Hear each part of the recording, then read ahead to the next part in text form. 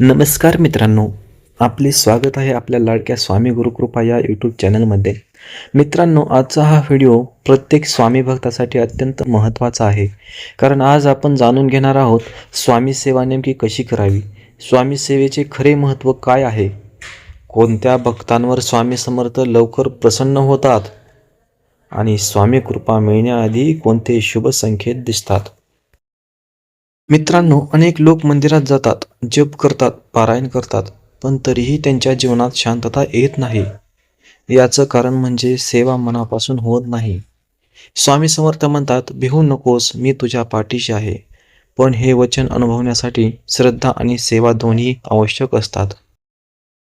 म्हणून हा व्हिडिओ शेवटपर्यंत नक्की पहा.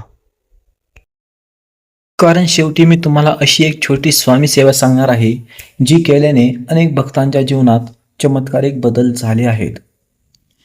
व्हिडिओ सुरू करण्यापूर्वी जर तुम्ही खरे स्वामी भक्त असाल तर कमेंटमध्ये लिहा श्री स्वामी समर्थ आणि चॅनलला सबस्क्राईब करून बेल आयकॉन नक्की दाबा.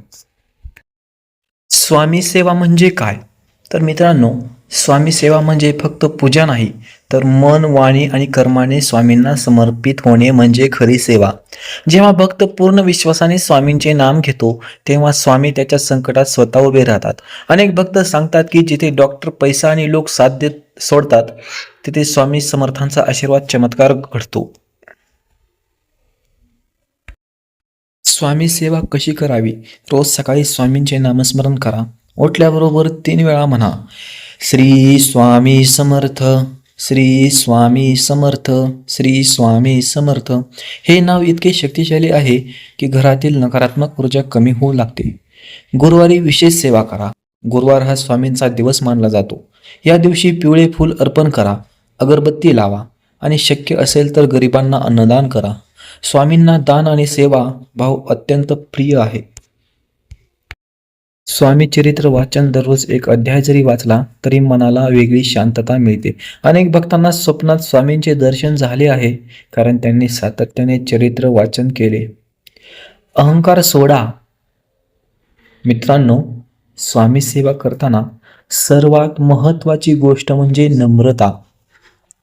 जिथे अहंकार असतो तिथे कृपा थांबते आणि जिथे भक्ती असते तिथे स्वामी स्वतः येतात. स्वामी कृपा मिळण्याचे संकेत.